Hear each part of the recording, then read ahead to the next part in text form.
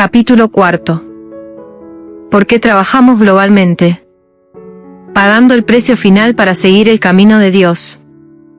Tan pronto como salí de la prisión de Seodaemun fui al templo budista de Gapsa, en el monte Icheon, en la provincia Chooncheon. Necesitaba curar las heridas de las torturas que recibí en la prisión Seodaemun. Además, necesitaba un bosque en el que pudiera orar y reflexionar sobre el futuro de nuestra iglesia. Esto ocurrió poco después del final de la Guerra de Corea y hasta el mero hecho de encontrar suficiente comida para sobrevivir era a menudo una tarea difícil. A pesar de estas dificultades inmediatas, era importante hacer planes a más largo plazo. Todavía no teníamos una iglesia con capacidad suficiente como para que todos nuestros miembros asistieran al servicio, pero sentí que era importante pasar un tiempo mirando hacia el futuro lejano. Tras el colapso del régimen colonial japonés y la liberación de Corea en 1945, los dos países no habían establecido relaciones diplomáticas. Japón no había reconocido el gobierno de Seúl y Corea consideraba a Japón un país enemigo. Yo pensaba que era importante, para los dos, tener reanudado el contacto para cuando la situación del mundo fuera considerada a nivel global. Preparé mi plan para llevar a cabo una labor evangélica en Japón y luego llamé a Bongchun Choi para que me encontrara en la montaña, detrás del templo Gapsa. Necesitas ir inmediatamente a Japón. No verás a Corea nuevamente antes de tu muerte. Estas fueron mis primeras palabras, las pronuncié cuando él llegó. Debe haberse sorprendido al oírme hablar así, pero no dudó en lo más mínimo al responder. Simplemente contestó, sí. Los dos cantamos una canción de la iglesia que comienza diciendo: Llamado de Dios, honramos el llamado, Señor, iremos donde sea que tú digas.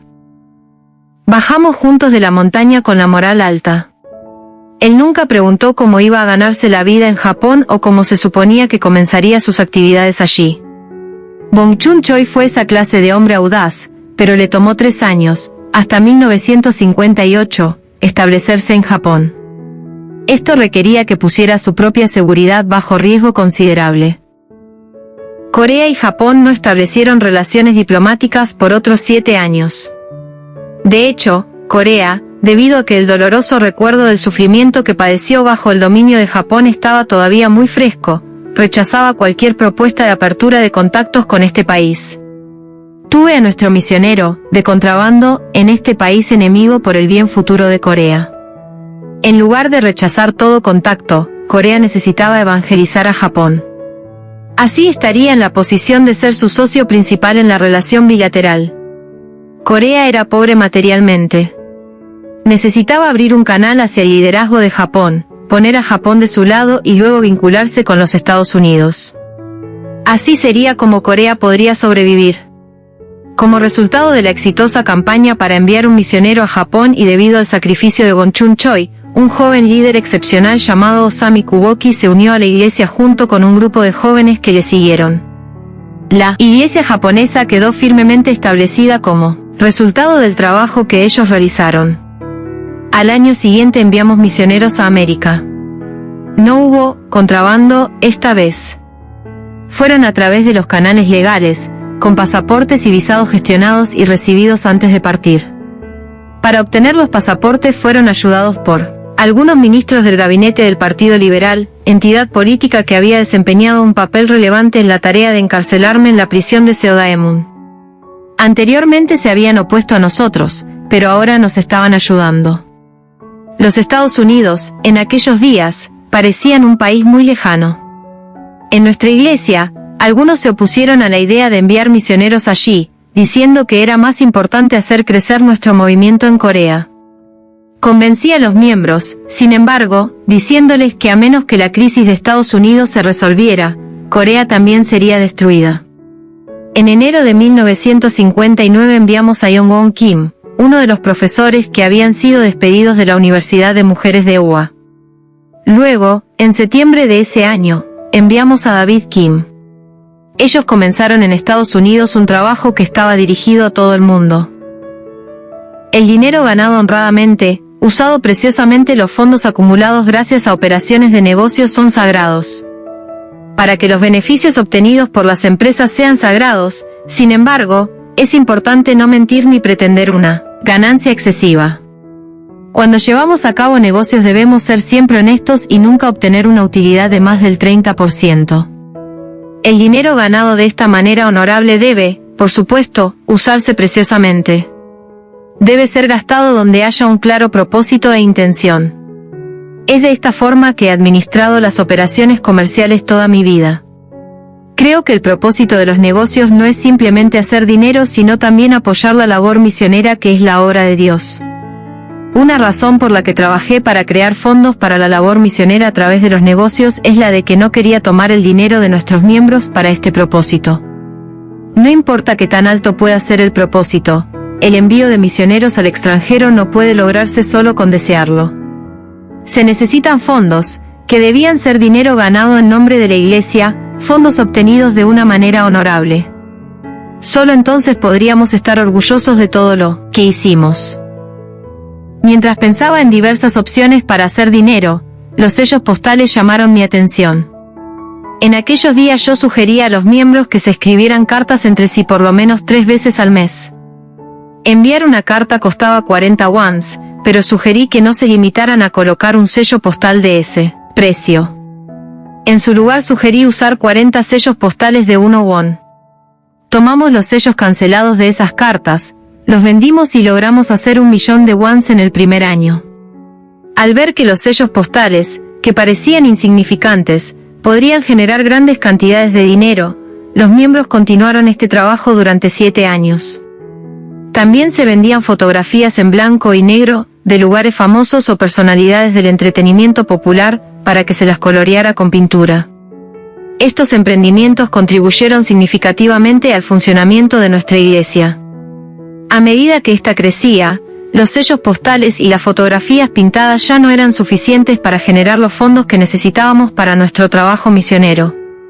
Teníamos que llevar nuestro negocio a un nivel superior si es que íbamos a enviar misioneros a todo el mundo. En 1962, antes de que el gobierno coreano redenominara la moneda, la Iglesia invirtió 720.000 won en un torno que los japoneses habían utilizado, pero abandonaron en 1945. Tras la redenominación, valía 72.000 wons.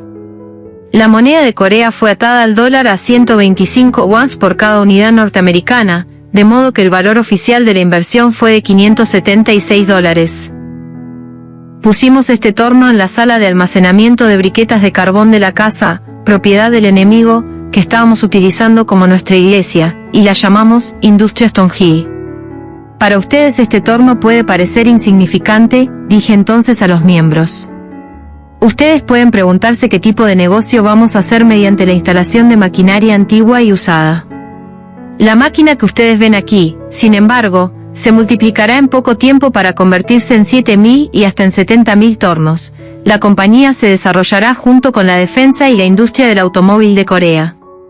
La máquina que instalamos hoy será, sin duda, la piedra angular de la construcción de la industria automovilística de nuestro país. Tengan fe. Tengan la convicción de que esto va a suceder, con toda seguridad. Esto fue lo que dije entonces a los miembros que se reunieron frente a la sala de almacenamiento de briquetas de carbón. Fue un comienzo humilde, pero nuestro propósito era noble y grande.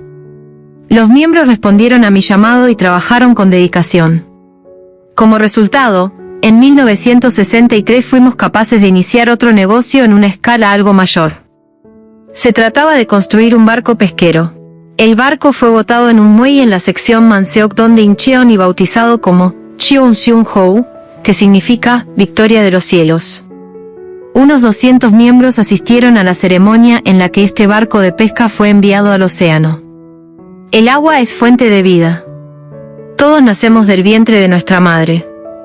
Dentro de estos vientres hay agua, por lo que nacemos a partir de agua. Yo puse en marcha el barco con la creencia de que, de forma similar a como recibimos la vida del agua, tenemos que salir al mar y rendir allí una serie de pruebas. ¿Con qué intención? La de ser capaces de sobrevivir a otras pruebas, las que enfrentaremos en tierra firme. El Cheonseung-ho era un barco excepcional. Navegó a través del mar amarillo y pescó muchos peces. La reacción de muchos miembros, sin embargo, fue que nuestra iglesia tenía mucho que hacer en tierra firme. No había necesidad de salir al mar y capturar peces. Me di cuenta, sin embargo, de que el mundo estaba a punto de entrar en una era oceánica. La botadura del Cheonseong-hou era un pequeño, aunque valioso, primer paso en la apertura de esa época, pero yo ya estaba imaginando un océano más grande y con barcos de mayor porte y velocidad que este. El poder de la danza mueve al mundo. No somos una iglesia rica. Somos una iglesia pobre, iniciada por personas que no podían proveer suficientes víveres para mantenernos bien alimentados. No teníamos los lujosos edificios que tenían otras iglesias, pero comíamos cebada cuando los demás comían arroz y guardábamos el dinero de a poco. Luego compartimos ese dinero con personas que eran más pobres que nosotros. Nuestros misioneros dormían en habitaciones sin calefacción, poniendo sus mantas para dormir directamente sobre el piso de cemento. Cuando llegaba la hora de comer, era común que se quitaran el hambre comiendo apenas algunas papas cocidas. En todos los casos hemos hecho lo posible para no gastar dinero en nosotros mismos. En 1963 utilizamos el dinero que habíamos ahorrado de esta manera para seleccionar a 17 niños. Con ellos formamos el conjunto de baile Seonja llamado Los Angelitos. Corea, en aquellos días, tenía muy poco en materia de espectáculos culturales. No teníamos nada para presentar a la gente de otros países, por no hablar ya de actuaciones que nosotros pudiéramos ver y disfrutar. Todos estaban demasiado ocupados, tratando de sobrevivir, como para recordar la antigua danza de Corea o el hecho de que teníamos un patrimonio cultural que se remontaba a 5000 años atrás. Mi idea era que estos 17 niños aprendieran a bailar, para luego enviarlos a todo el mundo. Muchos extranjeros solo sabían que Corea era un país pobre y que había librado una guerra terrible. Yo quería mostrarles las hermosas danzas de Corea, para que se dieran cuenta de que el coreano es un pueblo culto. Podíamos insistir lo que quisiéramos en que teníamos 5000 años de tradición, pero nadie nos creería si no teníamos nada que mostrar. Nuestras danzas, con bailarines vestidos de hanbok girando suavemente alrededor, son un patrimonio cultural maravilloso. Pueden dar una nueva experiencia a los occidentales, acostumbrados a ver bailarines saltando sobre sus piernas desnudas. Nuestros bailes están imbuidos de la historia dolorosa del pueblo coreano. A medida que el bailarín levanta un pie envuelto en un beoseon blanco, las tradicionales polainas coreanas, y lo mueve hacia adelante para dar un solo paso, ella vuelve la cabeza suavemente y levanta su mano blanca. Conforme yo veía la suave sutileza de sus movimientos, parecían desvanecerse todas las preocupaciones y frustraciones de mi corazón. No aparece ningún intento de conmover a la audiencia con palabras pronunciadas con voz de trueno. En cambio, cada paso de baile, realizado con delicadeza y finura, conmueve el espíritu de la audiencia. Es el poder del arte. Permite comunicarse a las personas que no entienden el idioma del otro. Permite, a quienes ignoran la historia del otro, a comprender su corazón. En particular, las inocentes expresiones faciales y las luminosas sonrisas de los niños apuntarían a borrar por completo la imagen oscura de un país que hasta hacía muy poco había estado en guerra. He creado este grupo para difundir la danza tradicional de nuestro país de 5000 años de tradición, de historia al pueblo de los Estados Unidos, el país más civilizado del mundo en ese momento. La sociedad que nos rodeaba, sin embargo, nos colmaba de críticas. Antes incluso de ver las danzas de los angelitos, empezaron a criticar. Las mujeres de la Iglesia de la Unificación bailan día y noche, fue uno de esos comentarios indignantes, y ahora parece que han dado a luz a niños que también bailan.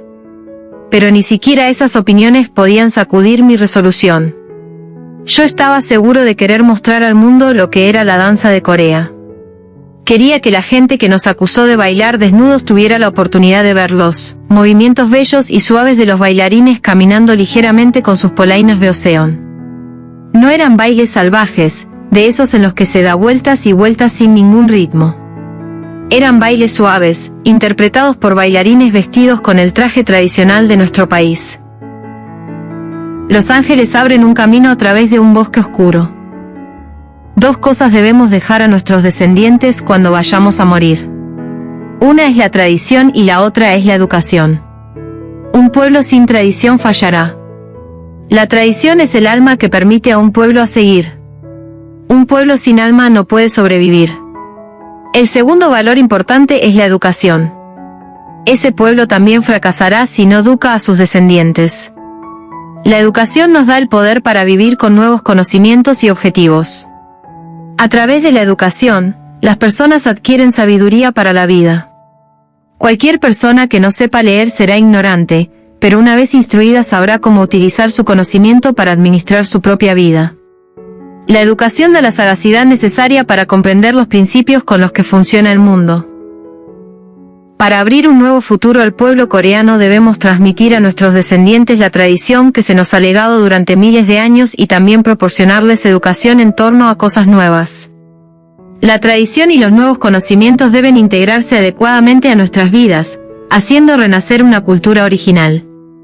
La tradición y la educación son importantes, aunque sea imposible decir cuál tiene prioridad sobre la otra.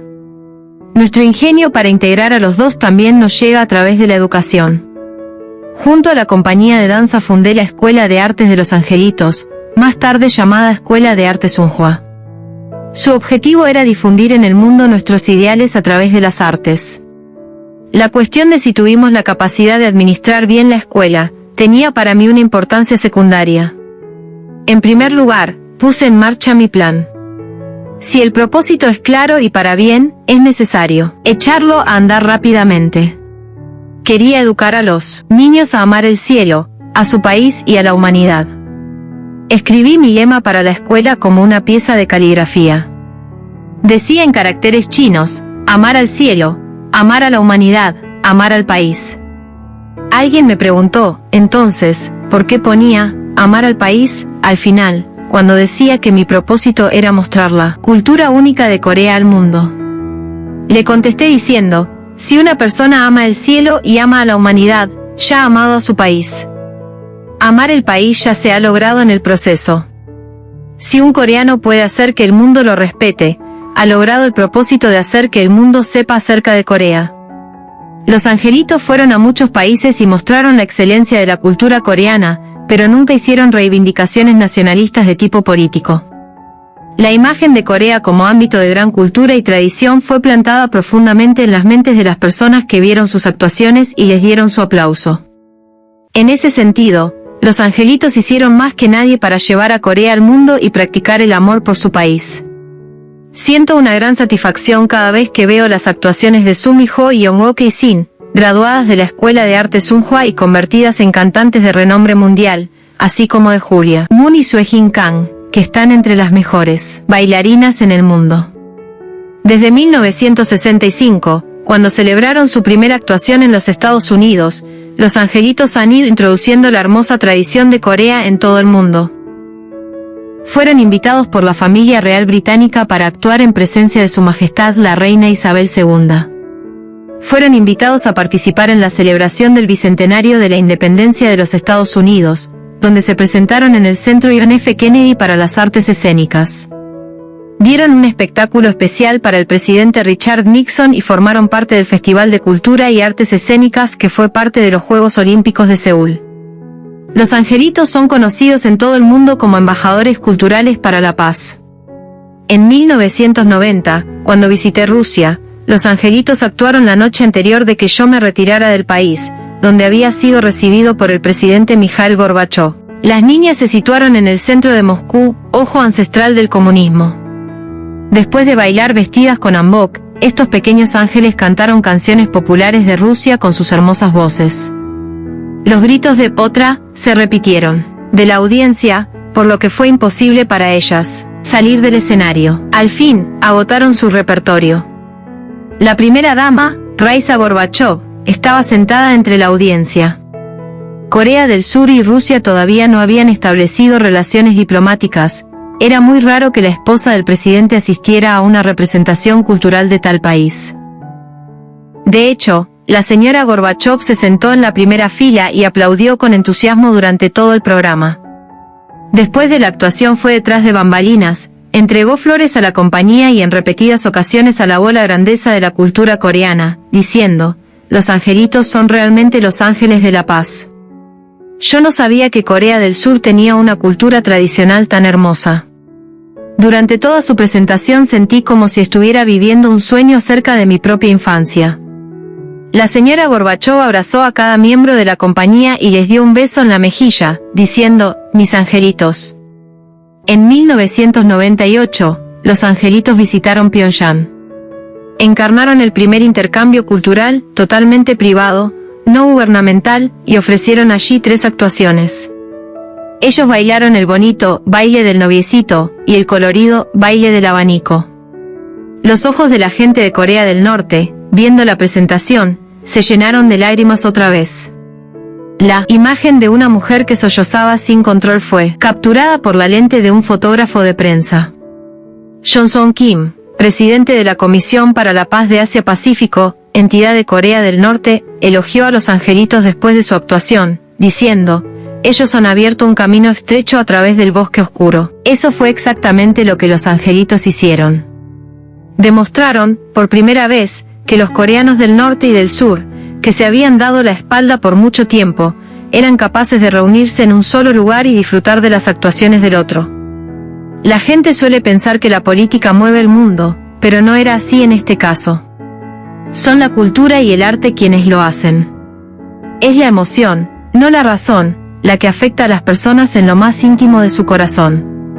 Cuando estos cambian y son capaces de acoger cosas nuevas, las ideologías y los regímenes sociales, como resultado, cambian. Los angelitos hicieron más que promocionar nuestra tradición cultural en el mundo, crearon estrechos caminos entre 2 mundos, completamente diferentes uno del otro. Cada vez que me encuentro con los angelitos les digo, ustedes deben tener corazones hermosos para realizar hermosas danzas. Ustedes deben tener el corazón hermoso para tener bellos rostros. La verdadera belleza es la que brota desde dentro de nosotros. Los angelitos han sido capaces de conmover los corazones de personas de todo el mundo, porque la belleza de la tradición de Corea y la cultura espiritual explícita en sus bailes son relevantes. De esta manera, los aplausos a los angelitos son en realidad aplausos a la cultura tradicional de Corea. Nuestro futuro reside en el mar. Desde la infancia, mi mente siempre ha volado a lugares lejanos. En mi ciudad natal quería subir a la montaña y anhelaba llegar al mar. Cuando llegué a Seúl quería ir a Japón. Siempre he soñado con ir a lugares más vastos que aquellos en los que estaba. En 1965 me embarqué en mi primer viaje alrededor del mundo. Mi maleta estaba llena de tierra y piedras de Corea.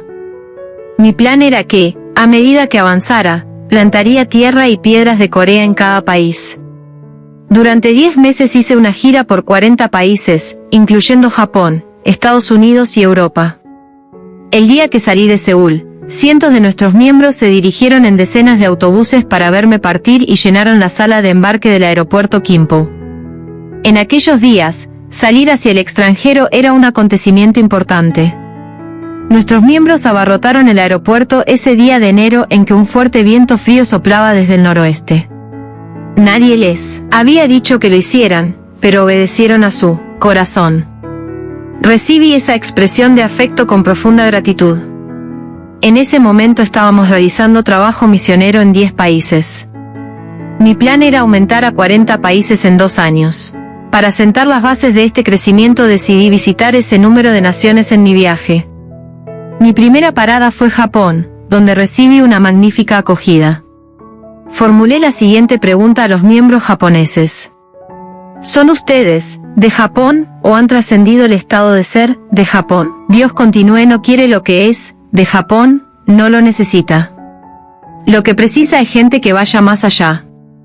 Tienen que ir más allá de las fronteras de Japón para convertirse en japoneses que aman al mundo, si quieren ser personas que puedan ser útiles a Dios. Puede que no haya sido fácil para ellos oír esto, pero fui muy claro. Mi segundo destino fue Estados Unidos. Entré al país por el aeropuerto de San Francisco, donde me reuní con nuestros misioneros. Desde allí recorrimos todo el país. Durante el tiempo que estuve de gira por América, percibí claramente que ese era el país que dirigía al mundo. La cultura para crearse en el futuro debía levantarse con los Estados Unidos como fundamento. Me propuse, a continuación, comprar una instalación para dar seminarios en los Estados Unidos. Debía tener capacidad para, por lo menos, 500 personas. Sería un centro internacional que recibiría a personas de más de 100 países, raza, nacionalidad y religión no harían diferencia alguna. Creo que el mundo desarrolla mejores sociedades cuando las personas han trascendido la raza, la nacionalidad y la religión, bajo una amplia variedad de opiniones, se reúnen y discuten con franqueza sobre la paz mundial. Durante mi gira por los Estados Unidos visité todos los estados, excepto Alaska y Hawái. Alquilamos una furgoneta y manejamos día y noche. A veces el conductor estaba tan cansado, que comenzaba a dormitar. «Escucha esto», le decía para despertarlo, «sé que estás cansado, pero yo no he venido aquí para hacer turismo. Estoy aquí para hacer un trabajo importante. Tenemos que ir rápido». No perdíamos el tiempo en sentarnos a comer. 2 rebanadas de pan, un trozo de salchicha y pepinillos en vinagre, eran una buena comida para nosotros. Comíamos el desayuno, el almuerzo y la cena de esta forma. También dormíamos en el coche, que era nuestro alojamiento, nuestra cama y nuestro restaurante. Comimos, dormimos y rezamos en ese pequeño vehículo. No había nada que no pudiéramos hacer allí. Yo tenía un propósito particular que cumplir, por tanto, me resultaba fácil soportar los inconvenientes menores del cuerpo físico. Después de los Estados Unidos y Canadá fui a Centro y Suramérica y luego a Europa. Para mis ojos, Europa estaba totalmente incluida en la esfera cultural del Vaticano. Incluso los Alpes, que se supone son tan difíciles de escalar, parecían tener poca importancia en comparación con el Vaticano. Fui al Vaticano, donde los europeos se reúnen para orar. Rezaba con tal fervor que gotas de sudor corrían por mi cara. Rezaba para que la religión, que se había dividido entre tantas denominaciones y grupos, pudiera ser unificada rápidamente. Dios creó un solo mundo, pero la gente se dividió de la forma que más le convenía. Volví más convencido que nunca, de que estas divisiones deben ser borradas y el mundo debe ser unificado. Desde Europa fui a Egipto y al Oriente Medio, y terminé mi gira después de 10 meses. Cuando regresé a Seúl mi maleta estaba llena de tierra y piedras de 120 lugares en 40 países. Cuando plantaba la tierra y las piedras que había sacado de Corea, tomé tierra y piedras de cada lugar y los llevé de vuelta a mi país. De esta manera conecté a Corea con esos 40 países, como preparación para el día futuro en que el mundo de paz se consagrara con centro en Corea. Comencé los preparativos para enviar misioneros a los 40 países. Mientras recorría el mundo, nadie sabía que yo trazaba planes para hacer negocios a escala mundial. Como la iglesia creció y el número de misiones aumentaba, la cantidad de fondos necesarios para apoyar estas actividades aumentaba dramáticamente. Teníamos que hacer negocios a gran escala a fin de apoyar estas actividades. Al recorrer 48 estados de los Estados Unidos, presté mucha atención a los tipos de empresas que podían apoyar las actividades que habíamos planeado. Recordé entonces que los estadounidenses comen carne todos los días. Miré el precio de una vaca. Una vaca, que costaba $25 en Miami, costaba $400 en Nueva York. También comprobé el precio del atún. Sorprendentemente, un atún costaba más de $4.000. El atún pone más de 150 huevos a la vez, mientras que una vaca tendrá solo una cría por vez. Era evidente que la captura de atún sería un negocio mucho más redituable que la cría de ganado. Surgía el problema de que los estadounidenses no comían carne extraída del mar, pero los japoneses eran muy aficionados al atún. Había muchos japoneses que vivían en los Estados Unidos, y los restaurantes operados por japoneses vendían atún crudo a un precio alto. Además, los estadounidenses que habían aprendido a disfrutar de pescado crudo gustaban de comer atún. El planeta en que vivimos está más cubierto por océanos que por tierra. Estados Unidos tiene costas sobre 2 océanos, y por tanto muchos peces. Para iniciar una explotación agrícola o cría de ganado tendríamos que comprar la tierra, pero eso no es necesario en el océano. Todo lo que necesitábamos era un barco. Podíamos ir tan lejos como fuera necesario para capturar peces. El océano está lleno de cosas para comer. En la superficie del océano existe una activa industria, la del transporte marítimo. Los buques transportan cosas que se hacen en países de todo el mundo para ser vendidos en otros lugares. El océano es un tesoro que garantiza a la humanidad un futuro brillante. Compramos varias embarcaciones en los Estados Unidos. No fueron buques de gran tamaño, como para que lucieran en un álbum de fotos, sino de entre 11 y 13 metros de eslora. Se podía buscar el atún, con los motores apagados. Eran barcos de pesca, del tamaño de un yate, que no tendrían accidentes graves. Quedaron surtidos en Seattle, San Francisco, Tampa y Alaska. También compramos una instalación para repararlos. Hicimos mucha investigación propia. Colocamos un bote en cada región y medimos la temperatura del agua. Revisamos todo para ver cuántos atunes capturamos cada día y colocamos los datos en un gráfico. No solo tomamos los datos que los expertos habían creado anteriormente, nuestros miembros mismos bajaron al agua para reunir la información. Los resultados de los estudios realizados por famosos profesores universitarios del área fueron usados como referencia, pero fui en persona a aquellas zonas, viví allí y lo corroboré todo. No hay dato más fiable que el que creamos nosotros. Debimos superar un montón de problemas para crear este material, pero no lo guardamos solo para nosotros, sino que lo compartimos con la industria pesquera. También desarrollamos nuevas zonas de pesca. Si se pesca mucho en una zona, se agota la población de peces. Es importante ir a nuevas áreas. En poco tiempo hicimos un impacto significativo en la industria pesquera de los Estados Unidos. Entonces comenzamos otro negocio, el de capturar peces en mar abierto. Un barco sale al océano y captura pescado durante, por lo menos, 6 meses sin volver a puerto. Cuando el buque dispone de todos los peces que puede llevar, otro, de transporte, SEI, le recoge la pesca y lo provee de alimentos y combustible. El barco cuenta con cámaras de frío en las que se puede almacenar pescado durante mucho tiempo. El nombre de nuestro barco es New Hope, Nueva Esperanza, y es bien conocido por ser capaz de atrapar muchos peces. Yo mismo conduje ese barco y capturé atún. A menudo las personas tienen miedo de subirse a los barcos. Cuando sugiero a los jóvenes que lo hagan, a veces su primera reacción es de miedo. El mar me marea, los escuchamos decir. Solo de subirme a un barco empiezo a transpirar. Siento como que voy a morir. Por tanto, lo primero fue subir a un barco yo mismo. Desde ese día nunca he perdido oportunidad alguna de salir en un barco en 7 años, con cientos de experiencias de pesca.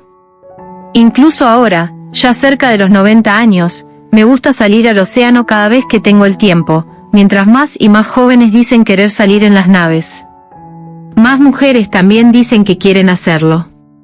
En cualquier tarea, si el líder lo hace primero, la gente lo sigue. Como resultado, ya soy bien conocido como pescador de atún. Sería de poca utilidad, sin embargo, solamente capturar el atún. Debemos ser capaces de venderlo a un precio adecuado.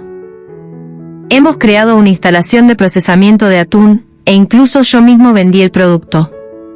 Lo ponemos en camiones refrigerados y salimos a venderlos. Si la venta era difícil, fundábamos nuestros propios restaurantes de mariscos y vendíamos el atún directamente a los consumidores. Una vez que tuvimos nuestros propios restaurantes, la gente no podía ignorarnos. Estados Unidos tiene 3 de las 4 áreas de pesca más grandes del mundo. Sin embargo, existe poca gente dedicada a la captura de peces y su industria pesquera es relativamente subdesarrollada. El gobierno ha tomado medidas destinadas a apoyar la industria de la pesca, pero no ha logrado un efecto positivo importante. Ofreció barcos a un 10% de su costo, siempre que los compradores los utilizaran durante 2 años y medio, pero pocas personas aprovecharon esta facilidad. ¡Qué frustrante es esto! Cuando empezamos a poner dinero en la industria pesquera, causamos revuelo en cada puerto al que fuimos. Esto no es sorprendente, ya que muchas comunidades suelen prosperar cuando nosotros invertimos. Nuestro trabajo, en última instancia, es ser pioneros en nuevos mundos. No era simplemente la captura de peces, estábamos tomando caminos no transitados por otros. Qué emocionante es ser pioneros en los caminos que otros no se han animado a recorrer. Los océanos cambian constantemente. Dicen que la mente de la gente cambia de la noche a la mañana, pero el océano cambia de un momento a otro. Por eso es misterioso y hermoso, abarca todo en el cielo y la tierra. Soy muy aficionado a la naturaleza, porque esta nunca engaña. Si es alta, se hace más baja y si es baja se hace mayor. En todos los casos, ajusta su altura para ser plana. Si estoy sentado sosteniendo una caña de pescar, parece como si tuviera todo el tiempo del mundo. ¿Qué hay en el océano que pueda cruzarse en nuestro camino? ¿Quién está allí para apurarnos? Tenemos un montón de tiempo para nosotros mismos. Todo lo que necesitamos hacer es observar el océano y hablar con él. Cuanto más tiempo pasa una persona en el mar, más fuerte será el perfil espiritual de su vida. El océano, sin embargo, puede estar tranquilo en un momento, pero de un momento a otro cambiar rápidamente el siguiente, y nos enviar un fuerte oleaje. Olas, muchas veces de la altura de una persona, se elevarán por encima del barco como si lo fueran a devorar. Un fuerte viento derrama lágrimas en la vela y hace un ruido terrible. Sin embargo, piensen en esto.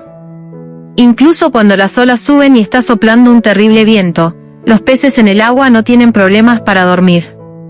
Se rinden a las olas, no les ofrecen resistencia.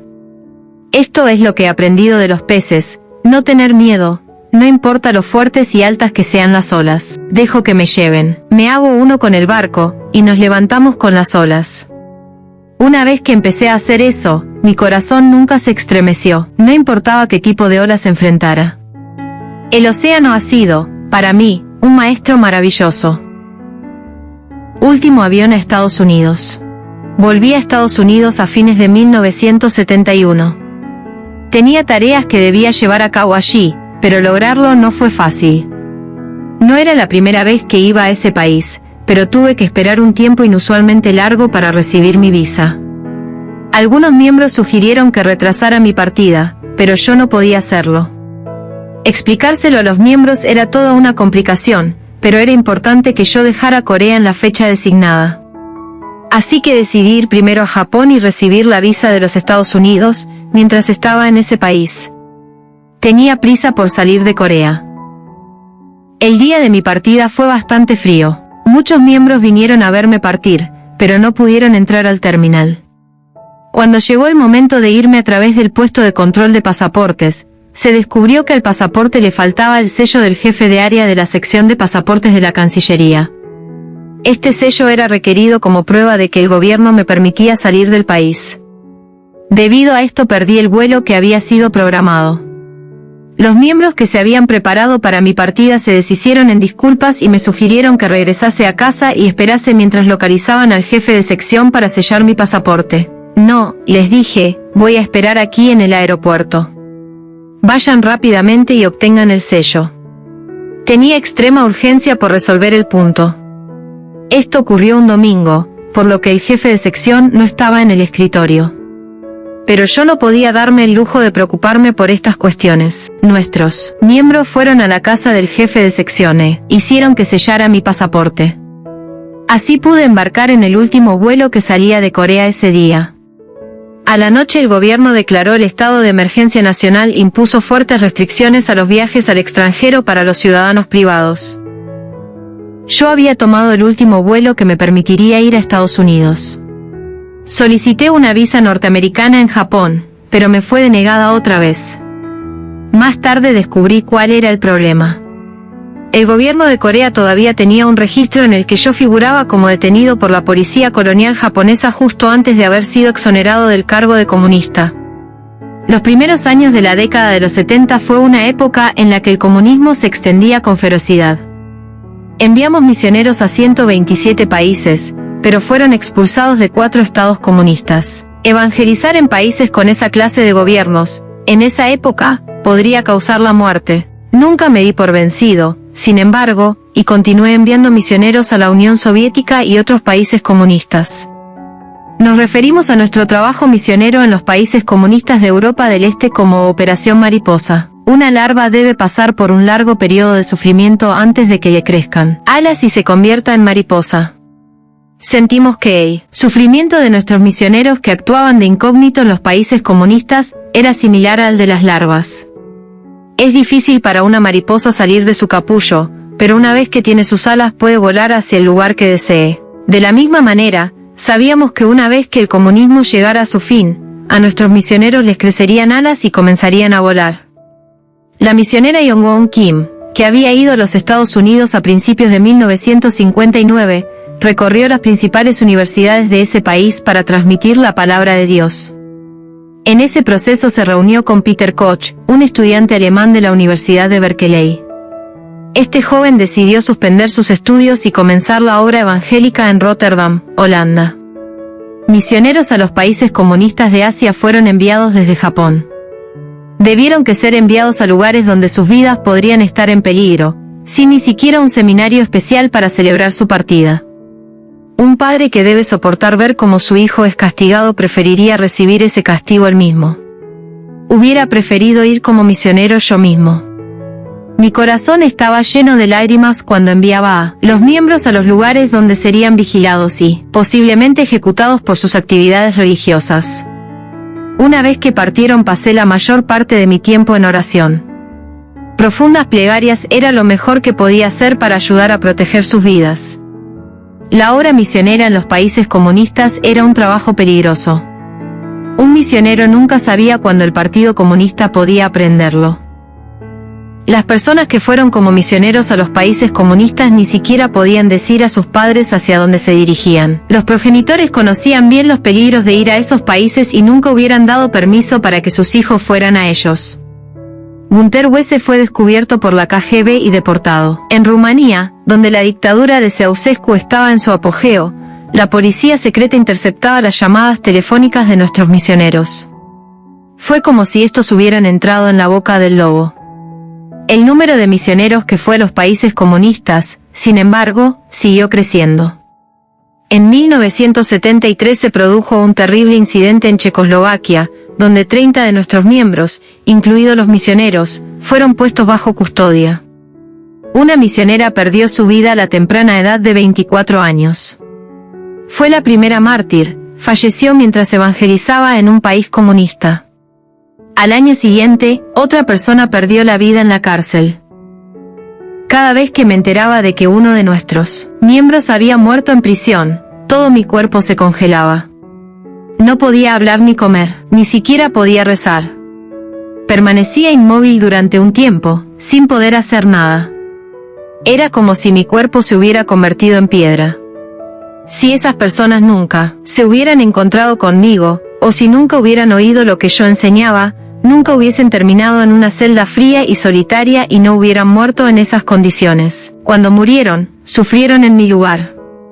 ¿Era tan valiosa mi vida como para ser canjeada por la de ellos? ¿Cómo voy a asumir la responsabilidad de la evangelización del bloque comunista si ellos eran los que padecían en mi lugar? Yo no podía hablar, caí en una tristeza que parecía no tener fin, como si hubiera sido arrojado a aguas profundas. Vi a nuestro misionero, que había muerto frente a mí bajo la forma de la mariposa amarilla que se había escapado de la cárcel de Checoslovaquia. Ella agitó sus alas como si quisiera decirme que fuera fuerte y me levantara. En el ejercicio de su actividad misionera, en el mismo riesgo de su vida, nuestra misionera se había transformado en una hermosa mariposa. Los misioneros, que trabajaban en circunstancias extremas, a menudo recibieron revelaciones en sueños y visiones. Fueron aislados y no podían comunicarse libremente con otros, por lo que Dios les hizo revelaciones para darles a conocer el camino que debían seguir. Sucedía a menudo que un misionero que se había recostado para dormir por un corto tiempo tenía un sueño donde se le decía: levántate rápidamente y ve a otra parte. Ellos hacían lo que se les decía en el sueño, solo para descubrir después que la policía secreta había allanado el lugar en el que habían estado recostados. En otro caso, un miembro tuvo un sueño en el que una persona, a la que nunca había visto antes, se le acercaba y le decía cómo llevar a cabo su labor misionera. Más tarde, cuando me conoció por primera vez, exclamó: «Usted es la persona que vi en mi sueño». Así fue como yo había arriesgado mi vida y las de nuestros miembros para derrocar el comunismo y construir el reino de Dios. Sin embargo, Estados Unidos no me daba una visa porque sospechaba que era comunista. Por último, en Canadá, después de presentar los materiales que ilustraban mi fe anticomunista, pude recibir el permiso de Washington. La razón por la que enfrenté todos estos problemas para ir a América era luchar contra las oscuras fuerzas que había causado la degradación moral de Estados Unidos. Salí de Corea para emprender una guerra contra las fuerzas del mal. En ese momento, todos los grandes problemas del mundo, el comunismo, las drogas, la decadencia general y la inmoralidad estaban mezclados en un guiso infernal. Yo declaré, he venido a América como bombero y como médico. Si una casa se incendia, el bombero tiene que venir. Si alguien está enfermo, el médico hace una visita. Yo era como un bombero que había ido a América para extinguir las llamas de la inmoralidad y como un médico para curarla de la enfermedad que le hizo perder de vista a Dios e ir hacia el precipicio. Poco después de llegar a los Estados Unidos visité el país, hablando sobre los temas, el nuevo futuro del cristianismo, y la voluntad de Dios y de los Estados Unidos. Hablé delante de grandes audiencias, criticando las debilidades de América en una forma que nadie más lo haría. América fue fundada en el espíritu puritano, dije. Ha llegado a ser el país más fuerte del mundo, en solo 200 años, porque ha recibido el amor ilimitado y la bendición de Dios. La libertad de América viene de Dios, pero hoy Estados Unidos ha puesto a Dios a un lado. Los estadounidenses han perdido el amor que recibieron de él, a menos que Estados Unidos recupere su espíritu, no tiene futuro. Vine a despertar su conciencia y a salvar a América de la destrucción. Arrepiéntanse, deben arrepentirse y volver a Dios. El maestro Moon, la semilla para una nueva revolución americana. La reacción inicial de los estadounidenses hacia mí fue fría, más allá de toda descripción. Cínicamente se preguntaban cómo un líder religioso, procedente de un país insignificante llamado Corea, que apenas había sobrevivido al hambre y la guerra, se atrevía a combinar a los estadounidenses al arrepentimiento. No fueron solo los estadounidenses quienes se me opusieron. La reacción del Ejército Rojo japonés, en alianza con los comunistas internacionales, fue particularmente fuerte. Incluso fueron capturados por el FBI cuando trataban de colarse en el seminario de Boston, donde yo me alojaba a menudo. Hubo tantos intentos de hacerme daño, que mis hijos no podían asistir a la escuela sin guardaespaldas. Debido a las continuas amenazas contra mi vida, hablé detrás de un vidrio a prueba de bala durante un periodo. A pesar de esta oposición, las conferencias dadas por el hombre de ojos pequeños de Oriente acaparaban más y más interés. La gente comenzó a escuchar enseñanzas totalmente diferentes a las que habían escuchado hasta entonces. El contenido de las conferencias, que trataban sobre los principios fundamentales del universo y buscaban despertar el espíritu fundacional de Estados Unidos. Era un soplo de aire fresco para los estadounidenses que habían caído en el infierno de la inmoralidad y la indolencia. Los estadounidenses experimentaron una revolución de la conciencia a través de mis conferencias. Los jóvenes comenzaron a seguirme. Me llamaban Padre Moon o Reverendo Moon. Se cortaban el pelo que les llegaba hasta los hombros y la barba desaliñada. Cuando las apariencias cambian, la mente también cambia. Dios empezó a entrar en los corazones de los jóvenes sumidos en el alcohol y las drogas. A las conferencias asistía gran variedad de jóvenes, más allá de las denominaciones religiosas. Cuando yo interrumpía mis sermones para preguntar, ¿hay algún presbiteriano aquí?, muchos jóvenes sacudían sus manos, diciendo, aquí, aquí. Si les preguntaba, ¿hay algún católico?, otras manos volvían a subir. Cuando le preguntaba, ¿hay bautistas sureños?, otra vez mucha gente respondía, yo. ¿Por qué vienen a escucharme en lugar de ir a escuchar un sermón de su propia religión?, les pregunté. Vayan a casa y a su propia iglesia a escuchar la palabra de Dios. Más y más personas comenzaron a reunirse. Incluso los líderes de las iglesias presbiteriana y bautista llegaron, trayendo con ellos a los jóvenes de sus iglesias. Conforme pasó el tiempo, el Reverendo Moon se convirtió en el icono de una revolución de la conciencia en la sociedad norteamericana. Enseñé a los jóvenes cómo soportar las dificultades. Les enseñé el principio básico de que una persona debe ser capaz de controlarse a sí mismo antes de poder controlar el universo. ¿Quieren llevar la cruz del dolor?, les pregunté. Nadie quiere ir por el camino de la cruz. Tu corazón puede desear ir por ese camino, pero tu cuerpo dice, no. Solo porque algo sea agradable a la vista no significa que sea bueno para el corazón.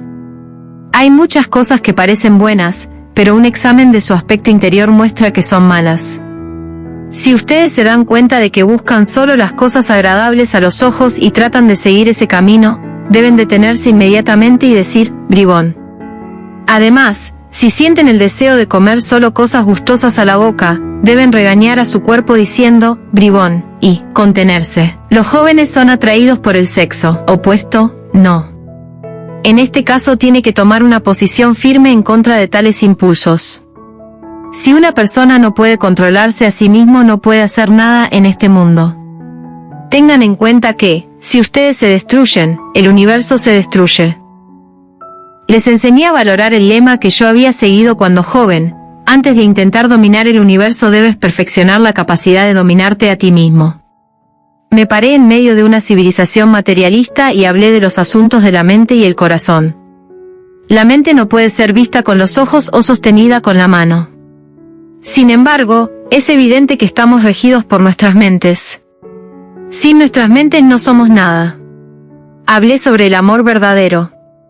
Dije que la auténtica libertad solo se puede disfrutar cuando tenemos una clara comprensión de nosotros mismos, sobre la base del fundamento del amor verdadero y de la capacidad de ejercer el autocontrol. Asimismo, les destaqué el valor del trabajo. El trabajo no es sufrimiento sino creación. La razón por la que una persona puede trabajar toda su vida y ser feliz es que el trabajo está conectado al mundo de Dios. El trabajo que las personas realizan no es otro que tomar las cosas que Dios creó y darle forma de diferentes maneras.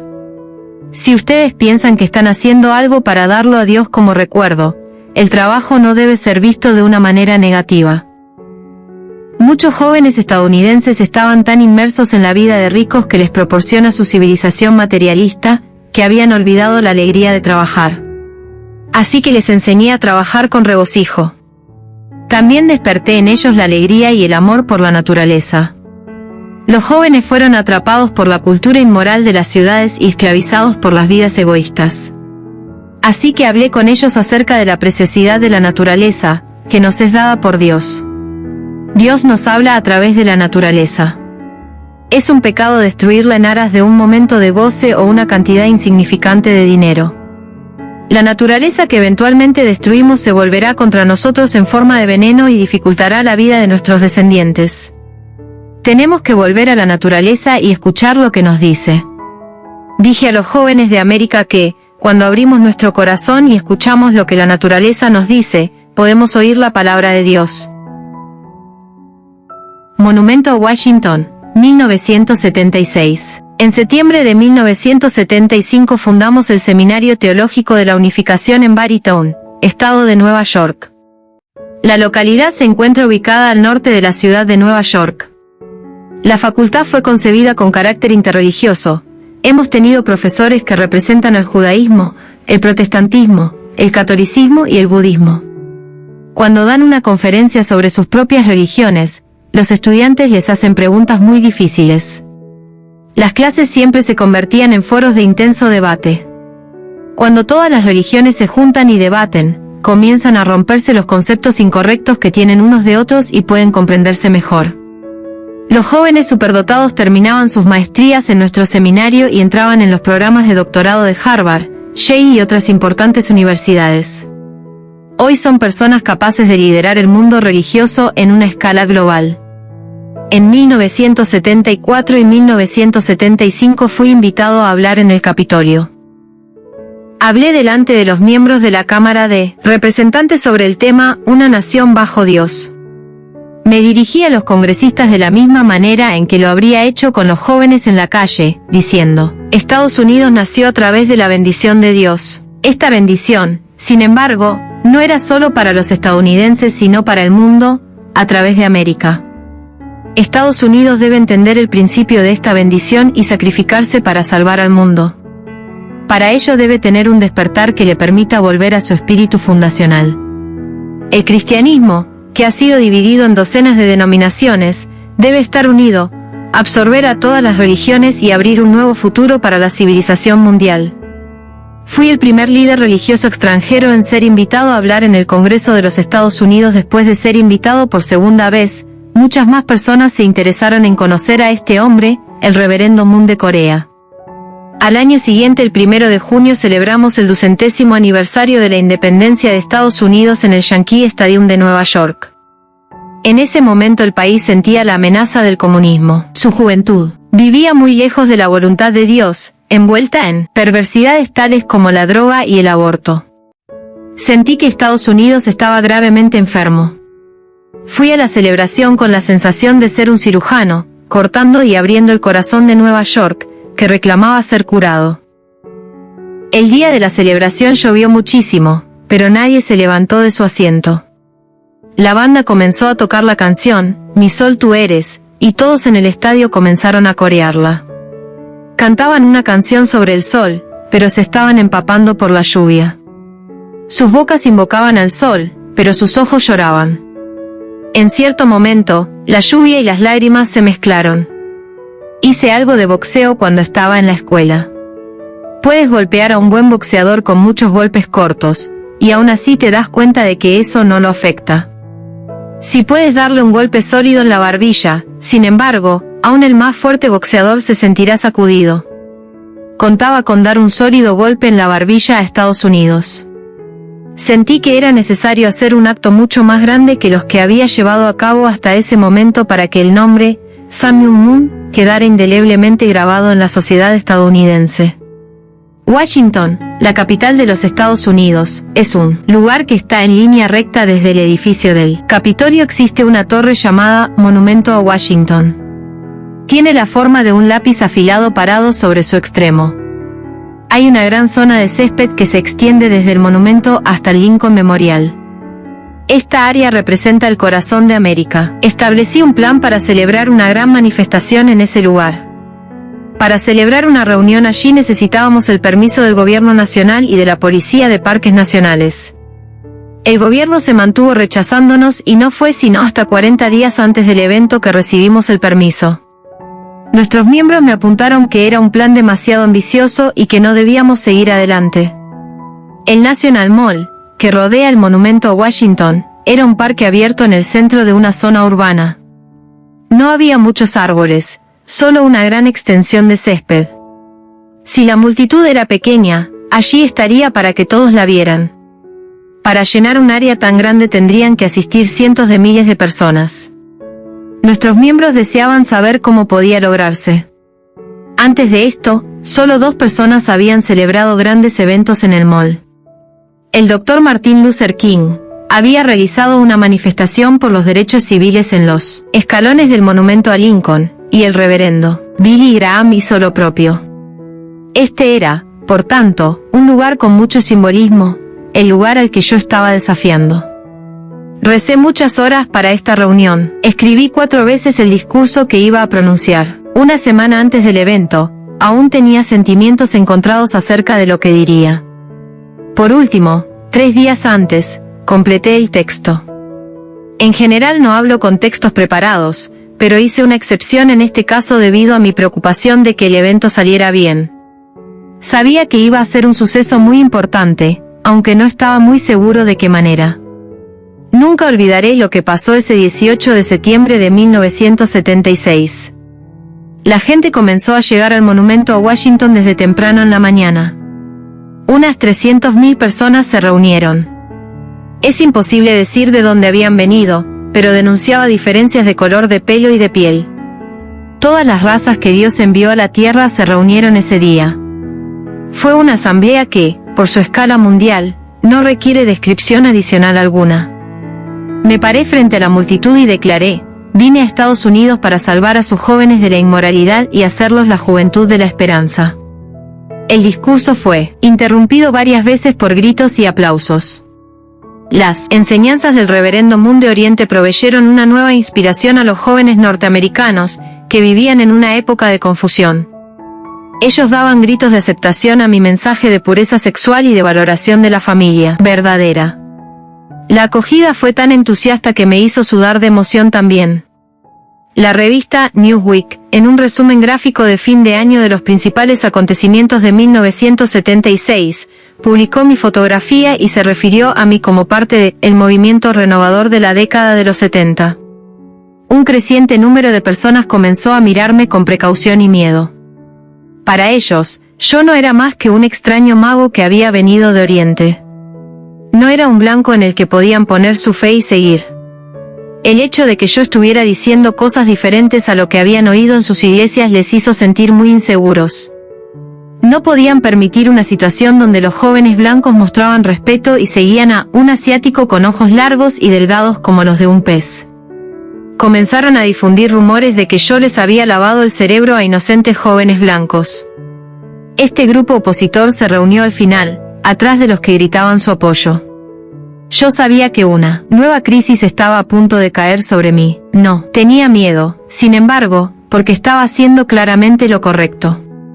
Estados Unidos es un país con mucha discriminación racial y religiosa. Es ampliamente conocido como un país de libertad e igualdad, donde las personas de todas las razas vienen para realizar su sueño americano. De hecho, sin embargo, hay fuertes controversias, derivadas de la discriminación racial y religiosa. Son enfermedades crónicas, difíciles de curar, que están incrustadas en lo profundo de su historia y son mucho más graves que las enfermedades sociales, tales como la inmoralidad y el materialismo que surgió de la opulencia de la década de 1970. En aquel tiempo yo estaba visitando las iglesias afroamericanas en un esfuerzo por fomentar la armonía ecuménica. Entre los líderes negros había algunos que, al igual que el Dr. King, estaban procurando reconocimiento público para acabar con la discriminación racial y lograr el mundo de paz de Dios. Algunos de estos ministros tenían imágenes colgadas en los sótanos de los mercados de esclavos que existieron por cientos de años antes de ser proscritos. Una de ellas era la de un hombre negro que fue quemado vivo mientras pendía de un árbol. Otra era de hombres y mujeres negros despojados de sus ropas y mirados como mercancía por potenciales compradores de esclavos. Otro era de un bebé negro llorando mientras era arrebatado de su madre. Uno no podía creer que los seres humanos hayan sido capaces de tales actos de barbarie, representados tan claramente en las imágenes. Esperen y vean, dije en una reunión en Chicago el 24 de octubre de 1975.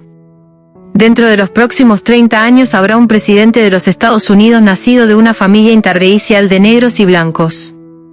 La profecía que hice ese día se ha hecho realidad en Estados Unidos con la investidura del presidente Barack Obama, quien pasó gran parte de su vida adulta en Chicago. Esta predicción no se hizo realidad por sí misma.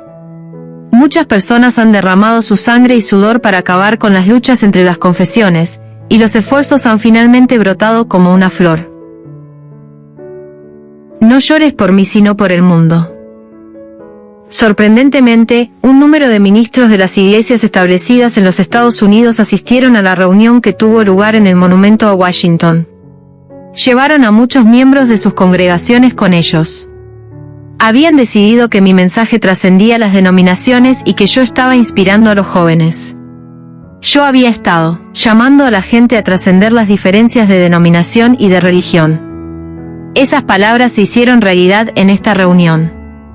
La reunión en el monumento a Washington fue un milagro. El récord de 300.000 personas de esa manifestación no ha sido superado hasta hoy. A menudo mi presentación era seguida por malas acciones. Algunos en Estados Unidos dibujaron bigotes en carteles con mi fotografía en un aparente intento de asociarme con Hitler. Me llamaron antisemita y afirmaron que perseguía judíos. A medida que el número de jóvenes seguidores y ministros que querían aprender el principio aumentaba de manera espectacular, las iglesias establecidas también comenzaron a perseguirme y a ejercer presión sobre mí. Además, los izquierdistas de América reaccionaron contra mi posición de que era responsabilidad de los Estados Unidos detener la propagación del comunismo en el mundo. Empezaron a buscar maneras de frenar mis actividades. A medida que yo ganaba popularidad, todo tipo de temores y dudas sobre mi persona comenzaron a ser planteadas. Las cosas que no habían sido un tema comenzaron, de repente, a presionarme como problemas graves. Los conservadores dijeron que yo era demasiado liberal y que mis enseñanzas tirarían abajo los valores tradicionales. En particular estaban descontentos con la nueva percepción de la cruz que yo estaba enseñando. Jesús vino como el Mesías. No fue voluntad previa de Dios que fuera crucificado. Con su ejecución, el plan de Dios para que la humanidad viviera en un mundo de paz fue desviado. Si Israel hubiera recibido a Jesús como el Mesías en ese momento, hubiera creado un mundo de paz en el que las culturas y las religiones de Oriente y Occidente se hubiesen convertido en una. Sin embargo, Jesús murió en la cruz. Con ello, la obra divina de la completa salvación espiritual y física se retrasó hasta después de la segunda venida. Esta posición sobre el drama de la cruz que yo presenté atrajo una gran oposición. Tanto las iglesias establecidas como la comunidad judía llegaron a considerarme como su enemigo. Trataron, de varias maneras, de sacarme de América, cada uno por sus propias razones. En última instancia, fui encarcelado de nuevo. Todo lo que había hecho fue restablecer la moral de un país que había caído en la degradación. Trabajé para que fuera un país que estuviera en consonancia con la voluntad de Dios, pero se me acusaron de no pagar mis impuestos.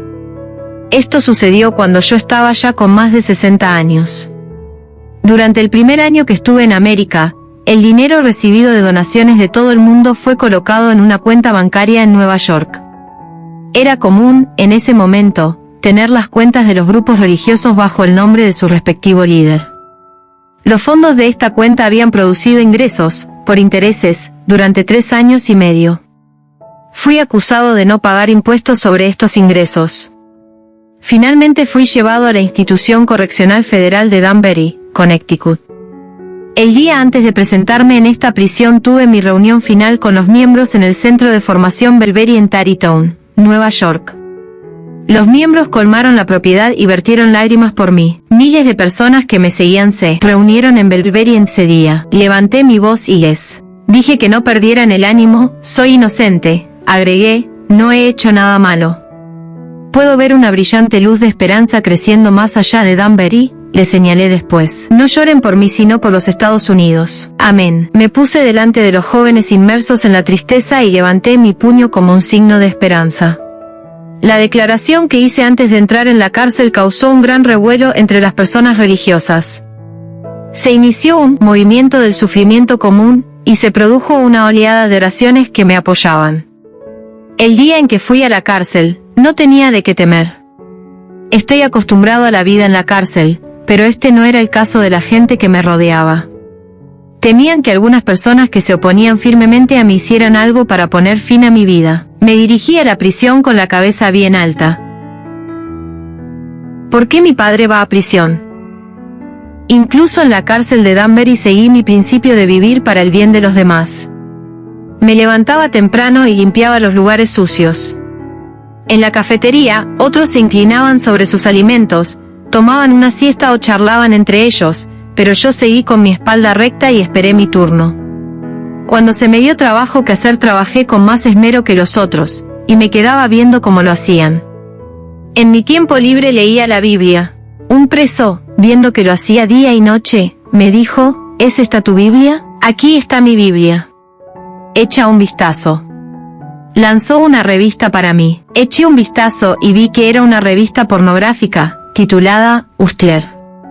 En la cárcel yo era conocido como una persona que trabajaba sin hablar, leía y meditaba. Después 3 meses me hice amigo de los prisioneros y los guardias, así como de una persona que había consumido drogas y del preso que había dicho que la revista pornográfica era su Biblia.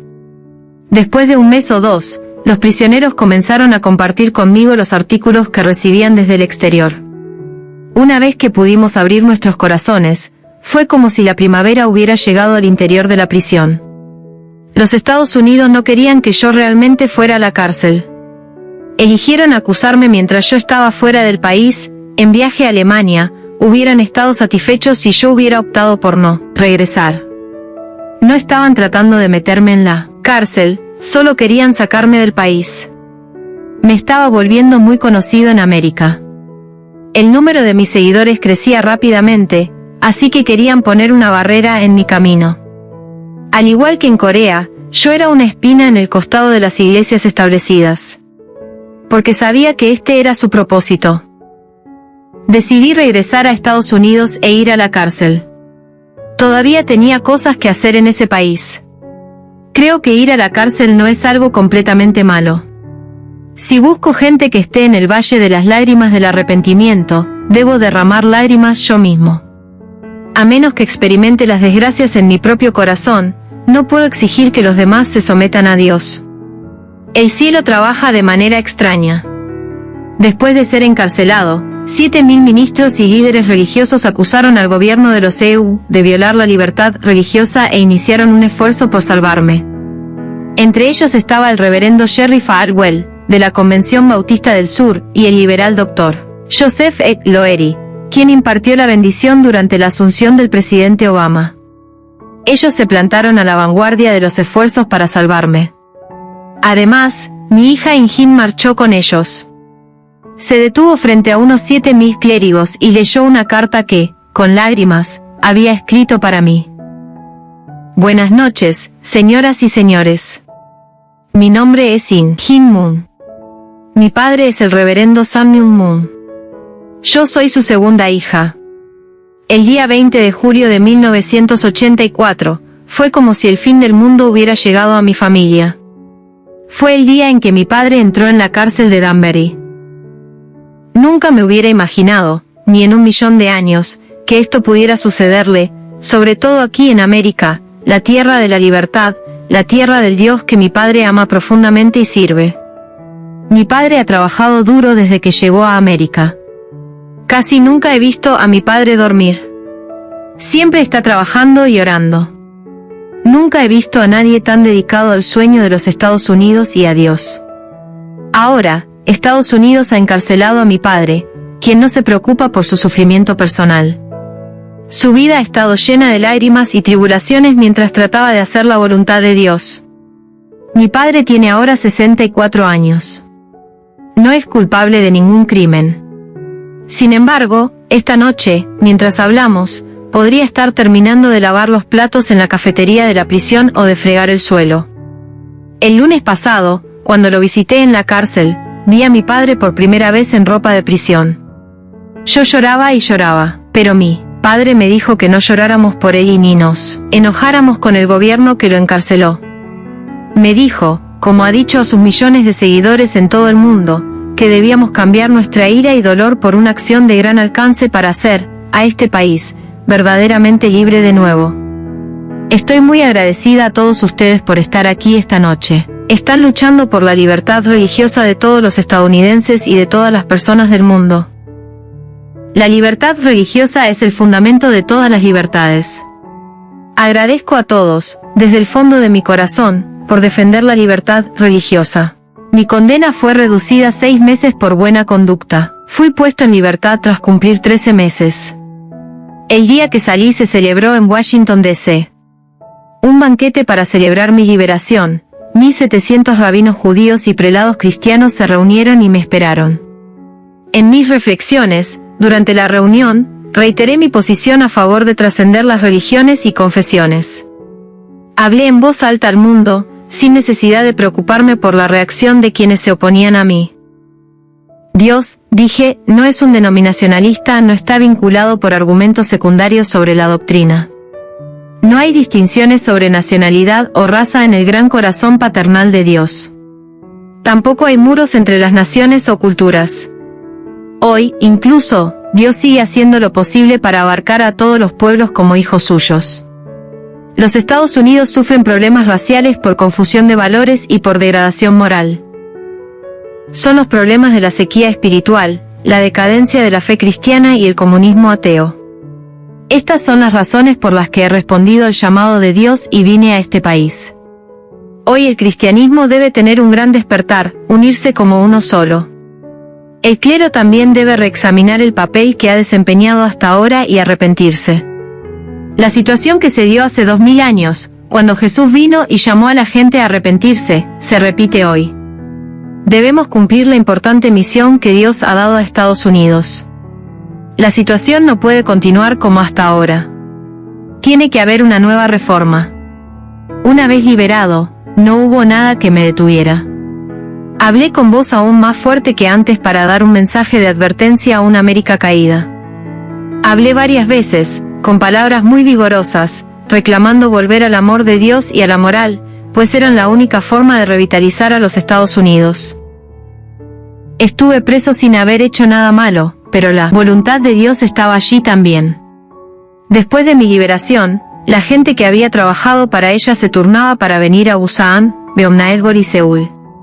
Llegaron para averiguar de qué se trataba ese espíritu del reverendo Moon, que había traído a tantos jóvenes en América. Sus visitas eran breves, pero encontraron tiempo para aprender acerca de nuestra doctrina antes de regresar. A su regreso a los Estados Unidos organizaron la Conferencia del Liderazgo del Clero Americano, una organización que continúa llevando a cabo actividades de apoyo a la paz y la fe que trasciende a las confesiones.